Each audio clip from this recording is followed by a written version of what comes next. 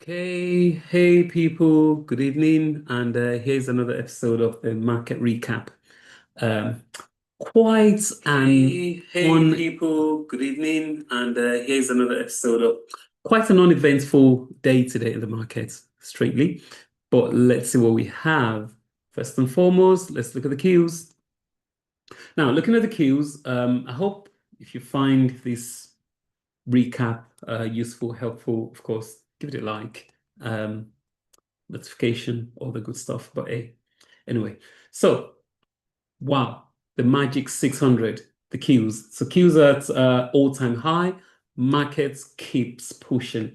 It's quite strange actually. If you look at what we have here, it's a little bit of consolidation, and people have been screaming for blow off top at some point in the market. Again, like I said, not much events today, but a few things. If I look at this right here, government shutdown. One thing I said is that if we don't get a resolution with the government shutdown, then of course we don't expect much to happen in the market. And there's a new headline here by the BBC, which does actually say, let's have a look. Boom.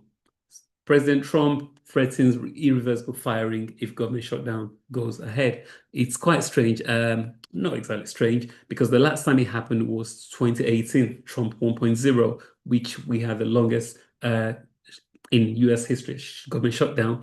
It was a 35-day shutdown, and the Democrats resisted Trump's demand for 5.7 billion. I think you remember then, build the wall, the wall of Mexico.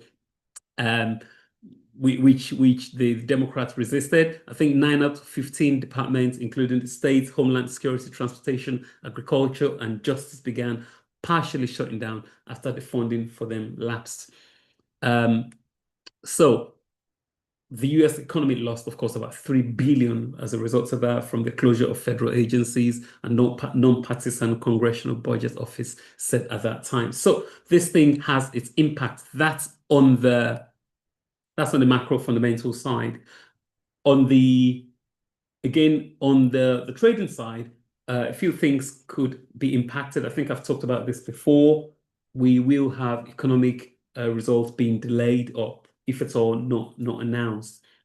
But we're not gonna really bother you with too much of that fluff. So what happened today? I think the treasury yield, which talked about the interest rates that the US pays on its debt obligation expressed as a percentage, went fresh highs.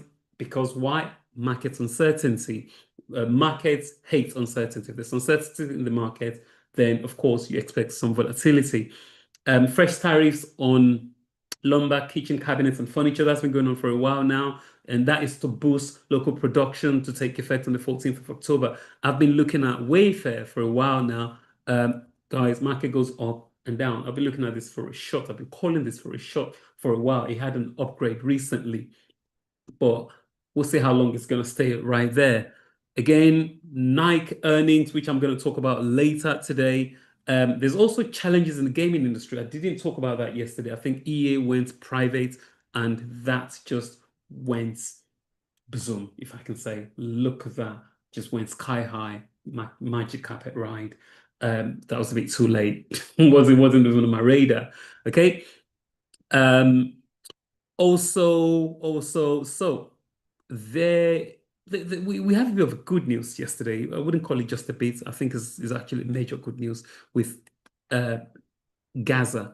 They got a deal, Israel Gaza. So not just talking about Gaza. So Gaza is one thing, but we're talking about the much beyond Gaza now. The whole deal, everything getting resolved. Which President Trump said it's peace in the Middle East. Okay, so the Abraham Accord is amazing, but this will lead to packing.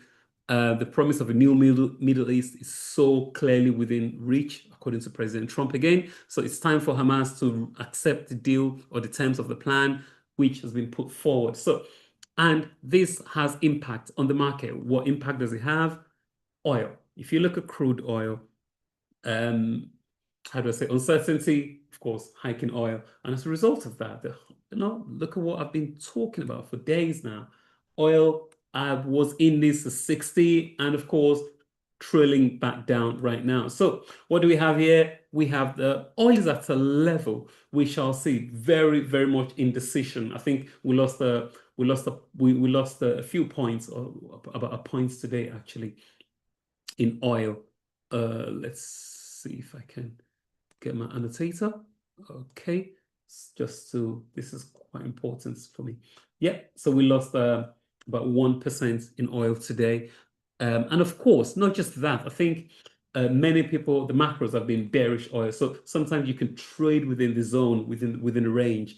They've been bearish oil right now for a while. And of course, this is just telling us there is lack of growth in the economy. So we'll see how it goes. Not a lot. I think oil is just quite uneventful, really. So we can't say much on that one.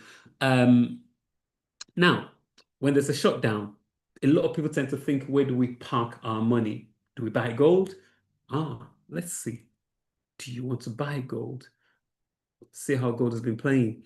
Gold is actually what? It's your port of call when you think, do you know what? I want to hedge my investment. But gold has been all-time high, kicking rocks, all-time high, fresh new all-time highs. So if you look at gold, all 2025, it's just been blazing high. Now, Qs, do we think so? We can't park money at the Qs or S&P. We can't park money at gold. Why? Because they both have been correlated this year. So what about Bitcoin? It doesn't matter how you think about it. Some people think Bitcoin is the pot to go. And look, everything is just, literally hitting all-time highs right now. So the government shutdown, I think this is actually, we get this every year. It's a non-issue. Market's just going to relax for a little bit. In fact, this might be the opportunity for what we've been calling for. I think the internals today was a lot lower. They were they were a lot more relaxed volatility, while the entire huge market, they all went, or sorry, the key indices, they went higher. A few things as well. Look at that. I was talking about this. This is why you take profits on this. Look, we went LSE, we went 100%. And like I said, this is why you take profits, and back again after hours. It's back on again. Not sure what news just got released. So it hasn't been a great play for the people who were in before, but after hours, probably some news got released. Also, Etsy is another one which kind of lost some gains today. If you don't know how to take profit, then you will be in here for a long time as a trader, of course. I'm not talking about people who just want to be in for eternity. So as you can see here with Etsy, this was a call we made, and of course, he went right down here. So again, take some profit, keep it moving, praise God. Also, speaking of taking profits as well, the pot stocks, that entire sector, it made an amazing move yesterday. But what happened today? They lost their gains. So you need to know sometimes when to hold these things, and they all collapsed today. So as you can see, this is just like a family of them. So you've got to know when to take some of this profit. Also, I think we had, and this has happened all the time, over 100 times now. So I remember I was also in the morning today, we had Path. Path was actually interesting. They had a partnership with Snowflake to unite agentic automation and Snowflake Cortex AI. And as a result of that, this company is quite a popular one with ARKK, Arc Innovations, but it's been a sleeper for a long, long while. But look at what happened. Like I said, it's been a sleeper. It just had a huge rally, huge momentum rally there, or momentous rally there. So that's amazing for Path. This is something we've been looking at for a while. I think he has a great fundamentals, but the technicals have been, sorry, he had good fundamentals, but it's been a sleeper for a while and it's been very weak. I just had it on watch. So that's a good one. So I guess the AI play still worked in certain cases. Also, what I wanted to talk about was crypto. I mean, this is one of the most hated rally. And why is it called the most hated rally? Let's look at crypto. We've just looked at Bitcoin. Bitcoin has been doing amazing. Ethereum, Ethereum. Boom.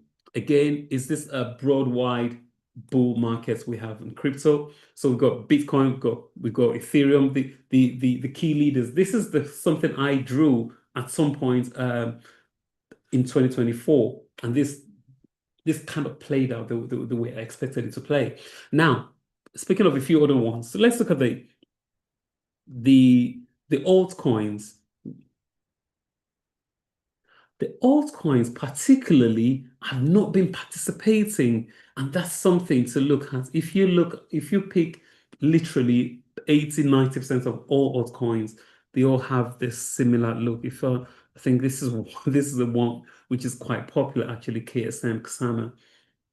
Look at that. They've all been dead, literally. I'm just gonna try and see if I can find and look into some of my the crypto positions of the crypto coins that I there's a million and one of these guys.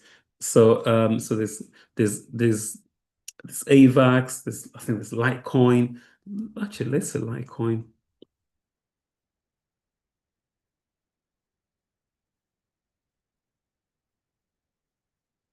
There you go. Again, I think so. The key three, four or so of them participated. Litecoin hasn't exactly been. Oh, look at that! Like I said, so yeah, they have actually been very, very similar with their behaviors. If even Algorand as well is another one. There's 1,001 of them, and they've all been like this constantly, not just been washed out really. So, which just tells you when it comes to investing, you got to follow the leaders. So, I mean, this is something that I just look at. I think when the money moves, be able to follow the money. When the money moves, then of course we'll trade crypto. But until then, we just have a look. We just keep looking. Um, Also, speaking of the markets being one of the most hated rally, we had DKNG gave a lot away today. So as you can see, DKNG gave a lot away today. Speaking of the health tech, they haven't actually been participating in the entire rally sector. You know, UNH, for example, is one. Which has been down aggressively. I think even Buffett could not even save this company at some point. We have UNH, we have ELV, it's another one, which is another health tech. While everything is hitting and punching all-time highs, we've got some of these companies which is just sector, which is just not participating, which is why call it the most hated rally. Everything is literally up.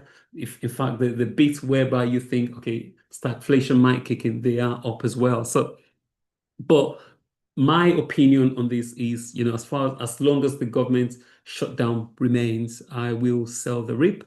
And then I wait. The cash is a position, which is something I always say. Otherwise, you just have to, you will be carrying bags. Of course, you're not supposed to be chasing everything. Do not chase. Because if you chase, of course, you just end up carrying bags. So until the government shutdown is over. So a few things are those things I just thought we should talk about really. I remember because this thing with gold is telling us something, inflation might just be kicking in again. And I just remember with Volcker when was it in the 1980s, he was the Fed chairman then.